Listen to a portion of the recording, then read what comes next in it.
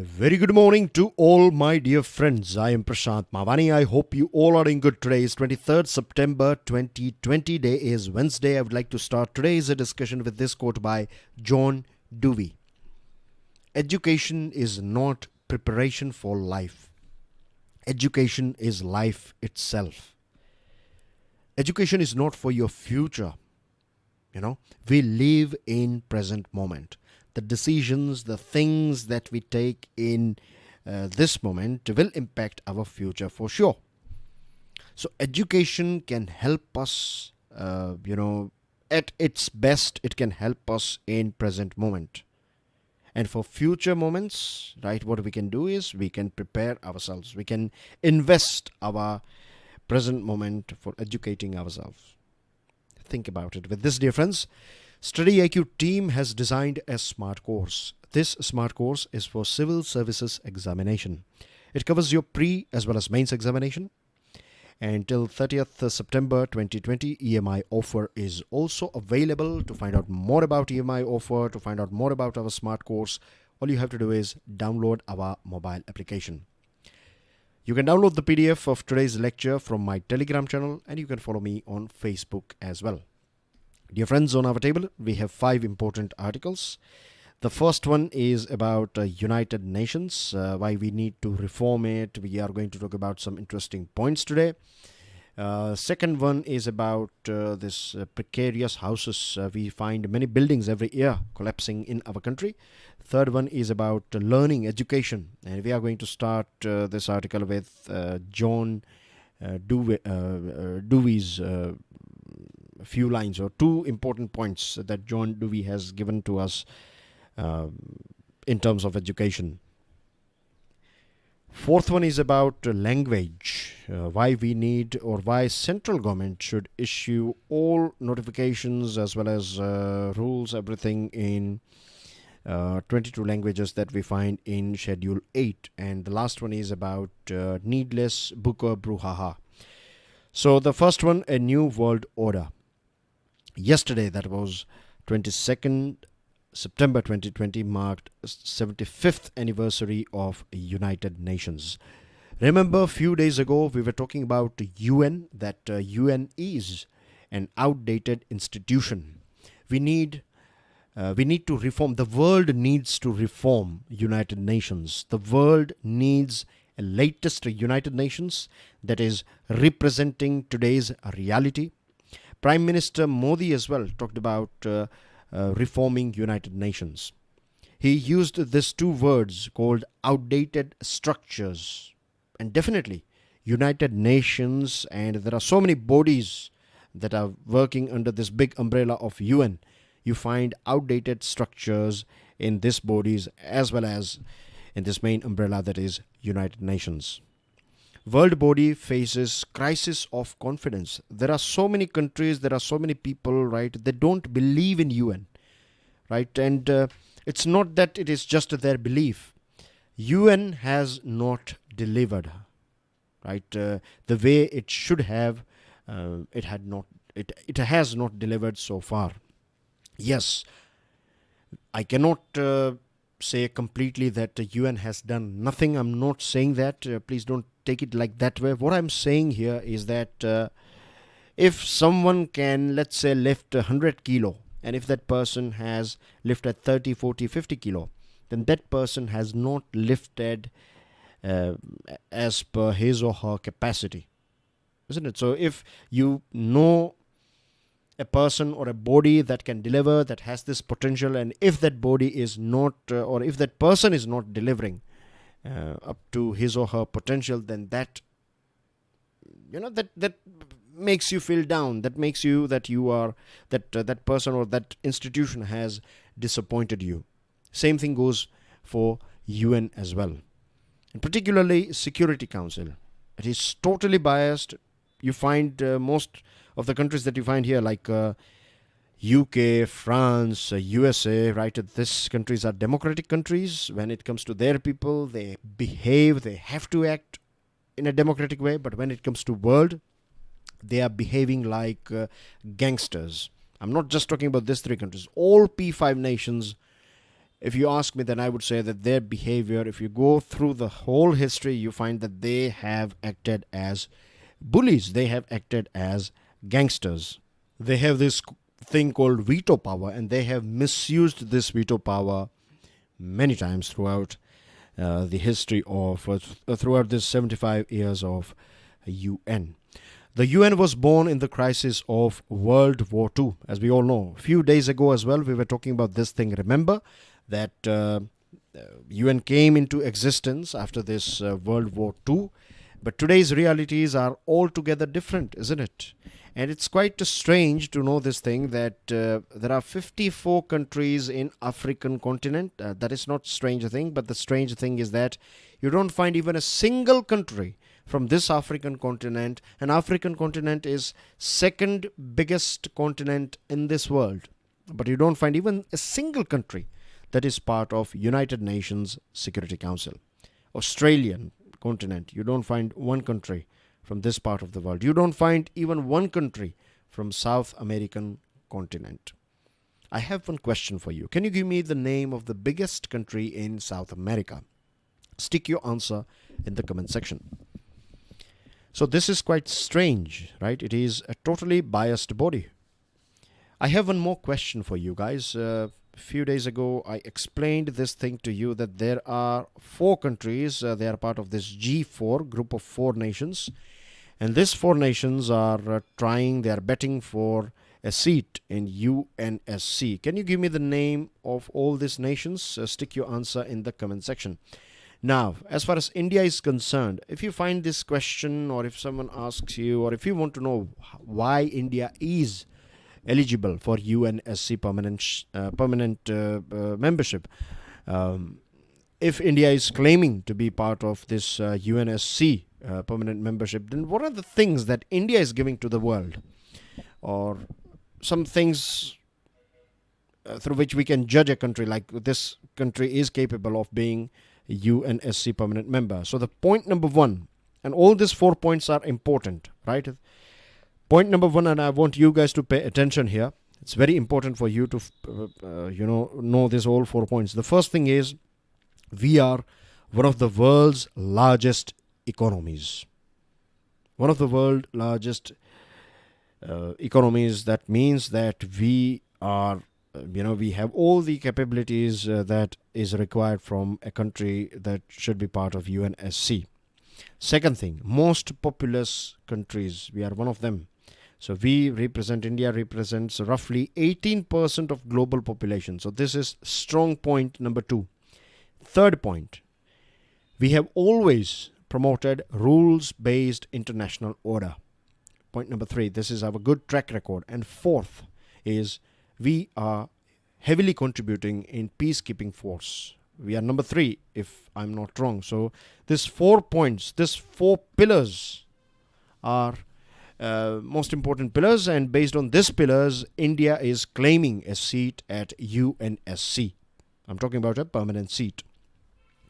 United Nations, UNSC and WHO have failed on many occasions. There is a long list. When it comes to this COVID-19 pandemic, then WHO has failed. When it comes to USA and UK attacking Iraq and UNSC doing nothing about it, it failed. UN, it has failed on many occasions. There are so many countries in this world, they are in a state of war, but UN has not stopped them, or UN is not capable enough to stop them. UN reforms process held through intergovernmental negotiations, IGN, has not made progress over decades despite commitments. Repeatedly we hear this thing that this time we are going to do this and that, but we don't find any reality. We don't find any sort of this plans manifesting into reality.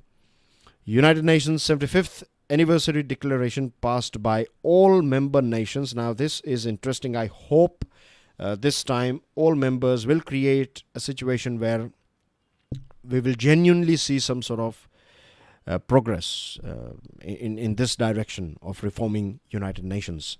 So this time, all member countries, they have said that they have pledged that they will upgrade the United Nations with a commitment to instill new life in the discussions on the reform of the Security Council. There are 5 points when it comes to United Nations Security Council, 5 major issues to be precise. First is we need to enlarge the Security Council. As I told you already, right? I have explained this point to you. Keep this African, Australian and South American continents in your mind when it comes to United Nations Security Council. Second thing is categories of membership. Then third is veto power. The question of the veto that 5 permanent members of the UNSC wield. If we add more countries, if we are going to give them veto power, then we are going to exacerbate this trouble. What we need is we need more democratic way of decision making at UNSC. Regional representation, again, remember these continents, and redistributing the Security Council General Assembly power balance. In General Assembly, you have all member nations. In UNSC, you have total 15, and out of that, 5 are fully loaded. But if you see the power balance, then UNSC is more powerful than General Assembly. So this is not fine. This imbalance is not good at all. There should be a fine balance between UNSC and General Assembly. So I hope this topic is clear to you, dear friends. Dear friends, please make sure that you share this lecture with other students. Hit the like button if you have learned something from today's discussion. And please don't forget to subscribe to our YouTube channel. If you have already subscribed and if you have pressed that notification bell, can I request you guys to inform 3 more students about this series as well as StudyIQ. Precarious houses. It's very unfortunate that we are discussing this news that 20 people, they died because of this building collapse. This took place in suburban region of Mumbai, that is Bhiwandi. Now this is not a news that is never heard of. We find this sort of news every year, particularly in monsoon season, and unfortunately, I means God forbid, we don't want to see this sort of news, but because I'm following news and current affairs for nearly a decade now, I can say that next year as well you will find this sort of incidents taking place in our country. So this means that somewhere system is not functioning as it should be. This also means that in one of the most prosperous state of our country, that is Maharashtra, and in the financial capital of our country, that is Mumbai, you find there are so many buildings. Every year they collapse. So many people die because of this thing. So first thing that comes into my mind, which I don't find in this article, but the first thing is, what about construction quality? Is there any sort of safety checkup as you're constructing a building? Anyone from government coming to see your building being built, and is anyone coming and checking your strength and with this certificate of civil engineers and whatever it is, right? There should be a proper recording. There should be, each and everything should be given, not just on the book but on reality as well. There should be a proper checkup. Then you need to note it down that this building was created on this date and it will require maintenance after every 5 years or 10 years or 15 years, whatever it is, right? As per whatever is best, we need to follow that thing. First thing. Second thing, let's say if a building is supposed to get a little bit of maintenance every 10 years, then on that there should be a time period given to that building, that from 1st January to 3rd March or 1st January to 31st March, you need to go through proper maintenance. You will have to inform, when you start this maintenance, you will have to inform the local authority. You don't have to get permission, but if you start before as well, if you want to do it on your own, then as well, that's fine, but you need to inform the authority. You have to share pictures with authority that you are doing, that maintenance took place. You need to place bills and everything. So this will be recorded. This can be done digitally as well. But if we do this thing, then I believe this will make auditing much easier. And if you don't do maintenance, then the government should be allowed to penalize you. Or there are places where poor people are living; they cannot afford maintenance. So those places, government should provide money for maintenance.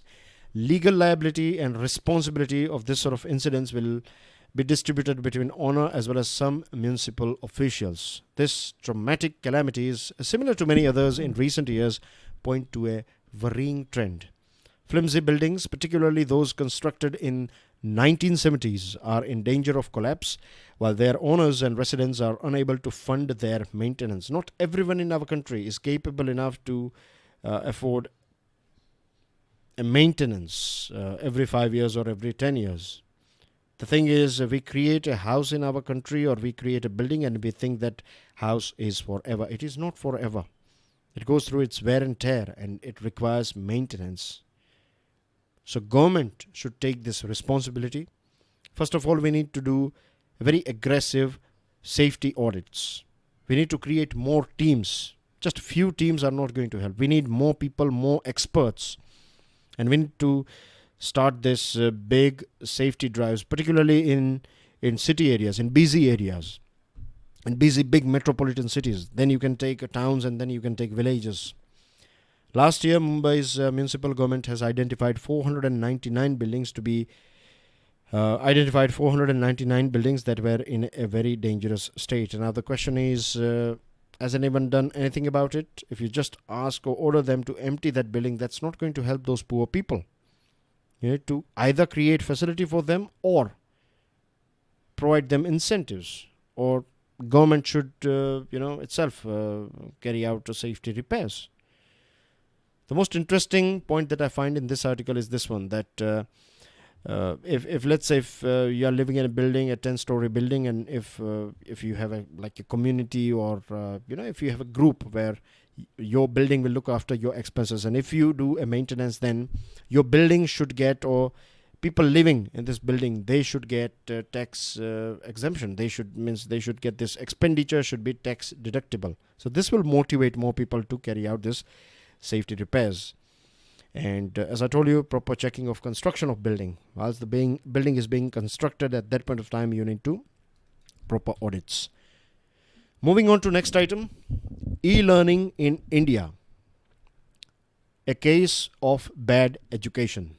John Dewey, American philosopher, psychologist, and educational reformer, strongly argued that an environment in which some are limited will always, in reaction, create conditions that prevent the full development, even of those who fancy they enjoy complete freedom from unhindered growth. As far as I can understand this statement from John Dewey, what he's trying to tell us that in an society that is unequal, you will means if few people are getting everything and most of them are getting nothing, then in this society, even those people who are getting everything, they will not flourish. It may look like they are flourishing, but they will not reach their peak because you're living in a very biased, very unequal society.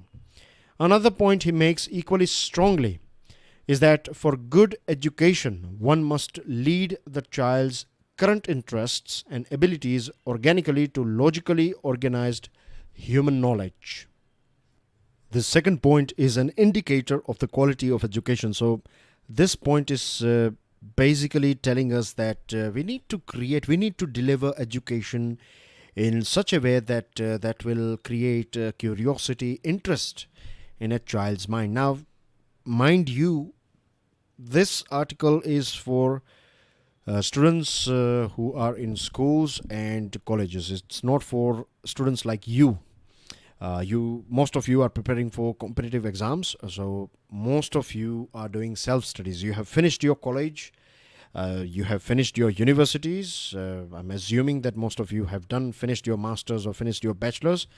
So you have, roughly speaking, 15 to 17 years plus education, academic experience. So this much experience is more than enough. Now you should be master in education, in the sense you should know how to study yourself. And competitive exams are about self-study. Most of them means, of course, you need guidance, and there is nothing wrong with guidance at all. But your success will depend on your hard work, or your focus will decide your success, to be more precise. So this article is more about those students who are going in schools and colleges, all right? Now, our education system was never very efficient, even in the best of times.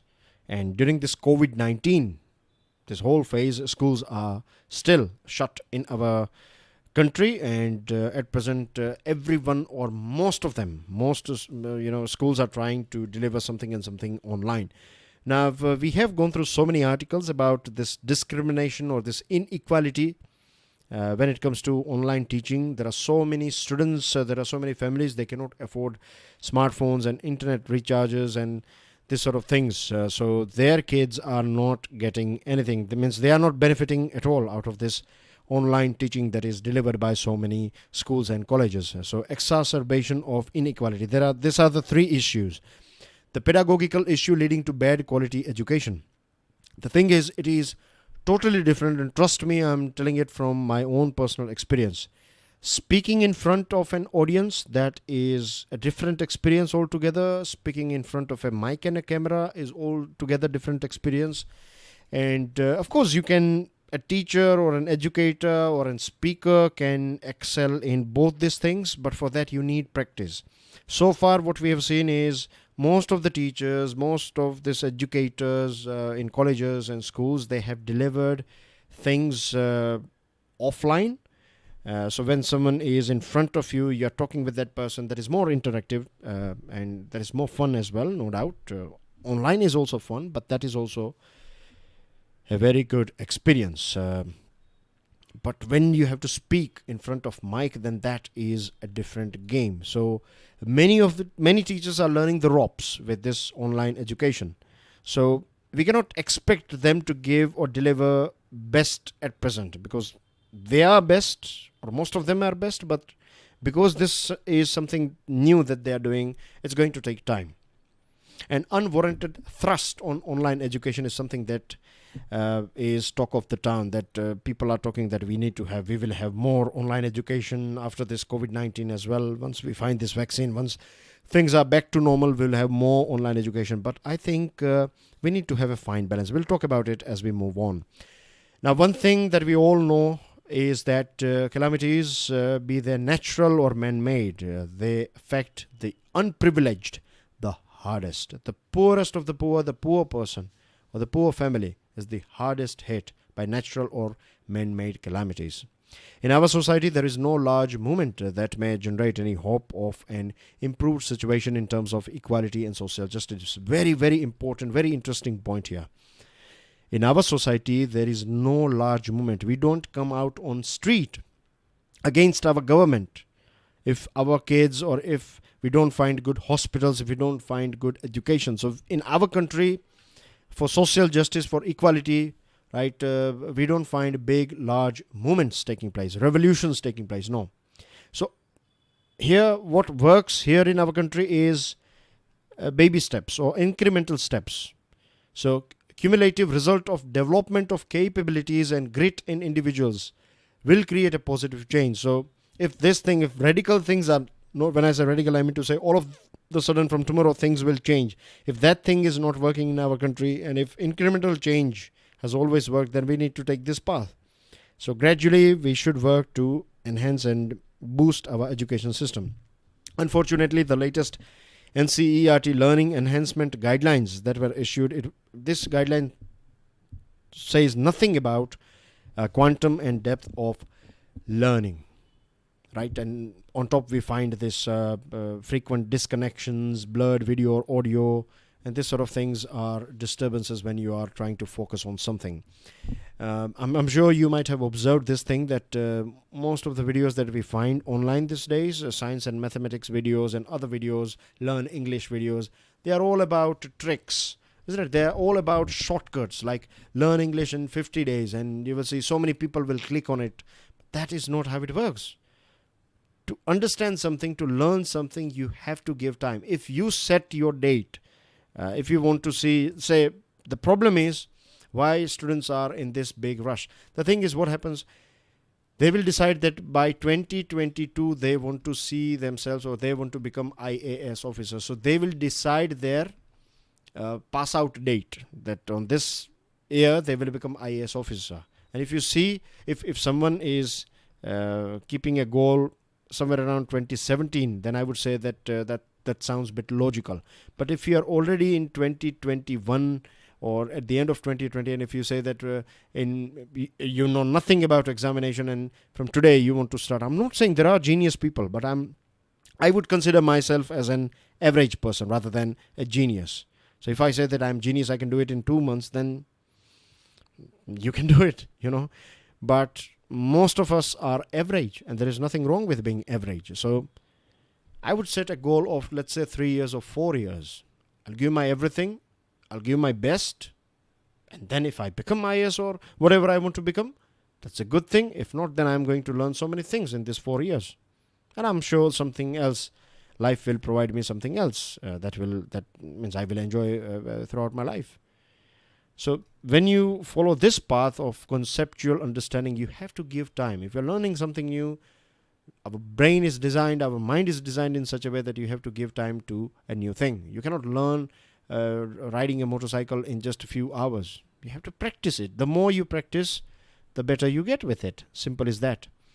So Michael Joseph Oakeshott, he said that it requires well-connected, regular efforts that are incrementally building to help the child focus his attention and to provoke him to distinguish and to discriminate and develop a habit of staying on task. That's what education is all about. Incremental, regular efforts, right? Step by step, you will see a development in the child. And just online education is not going to help you. There are so many institutions, they have purchased heavy, expensive gadgets. That's good. If you have gadgets in a classroom, that's good. If you have big boards and everything, that's good. I'm not saying that we don't need those things. That's good. But if you think that just this expensive digital board will sort out all things, then that's not right. You need a fine balance, and your institutional environment should be best as well. Then only you will see a difference, or else you can buy all the goods, all the digital goods of the world, but that will not add value to your school coming or college coming students. Making the language of law comprehensible.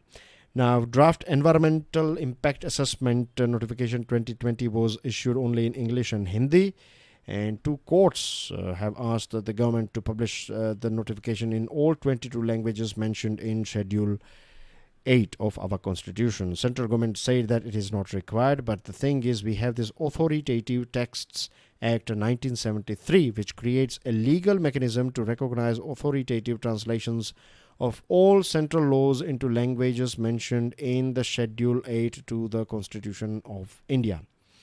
So central government cannot run away. Central government is saying that if we translate everything or all this one notification in this language, this many languages, then there are chances of mistakes and words being obfuscated, obfuscated. That means another meaning of that word will take place, and then we have legal challenges. But that's your responsibility. You cannot run away from that. In our country, we have so many languages, and we have to cherish our languages, right? They are not burden on us. And since independence, language has been one of the main makers of the political identity of our country. We see the rise and success of so many several regional political parties based on language. And if European Union can issue all its documents in 24 official languages, then why can't we do the same thing for our citizens? Supreme Court of India has said this thing in 1951 case, that if you don't publish or publicize a notification or a rule, then you cannot expect people to follow it. So if government has not publicized and published a law, then if you are not following that thing, then you are not doing anything illegal. Because if you don't publicize, then how people will know about that law? So in the same way, If you are publishing anything, if you are coming out with this EIA, but if you are not giving it in people's language, the language in which they understand, then how can you expect them to follow that particular new notification? Needless Booker brouhaha. Now this one is about this Booker Prize. No doubt Booker Prize is a very famous thing, but we have to understand this thing in mind. We have to keep this thing in mind as well, that any award, no matter, right, any award around the world, right, at the end of the day, it is based on the likes and dislikes of the members of that jury. So you cannot have 100% pure or well balanced, right? You can try to make it as perfect as possible, but still, likes and dislikes of that particular person who is part of jury, that will have its weight on that decision. Now, we find this neo-colonialism in our country even today.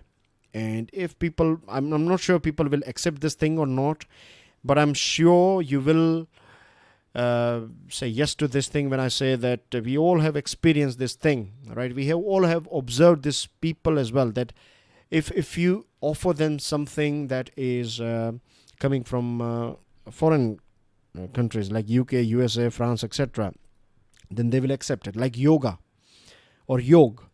So yog is something that, we all know about yoga. Now, people in Western world, they are doing yoga. So here in our country, there are so many gurus, they are saying that in Western world, people are doing yoga. And then people will say that, okay, in Western world, if people in England, if they are doing yoga, then we need to do yoga here. Come on, man.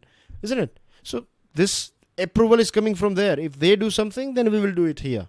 So still we find this neo-colonialism in our country. And when it comes to this sort of awards, of course, means it's good for the Western world, Booker Prize, but this thing is creating a rat race in so many writers. They are creating, or they want to create things that will help them achieve a Booker Prize. But what about our Indian languages? What about our those literary talent in our country? We barely know them, because we have not created this system. We have not created this environment in our country where we appreciate and recognize our, literally talent, particularly vernacular, or I'm talking about this regional, different languages that we have. We don't know the names of those people. Only those people who are genuinely interested in literature and things, they would be knowing about their names. If you ask common person, right, layman, then he or she would know nothing about them.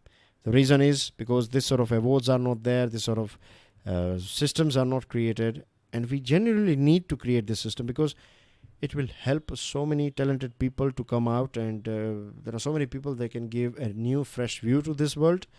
And on top, it can create a habit or culture of reading literature, learning from literature, and it will create economic opportunities as well. So it's like a win-win situation. Then we can give a tough competition to the people who are in the Western world. Why not, right? Because if East and West, if we are in healthy competition, then definitely this will benefit whole humanity. So think big. With this, dear friends, that's everything in today's discussion. I will see you soon with daily financial news analysis. Till then, enjoy your studies. God bless you all. Jai Hind.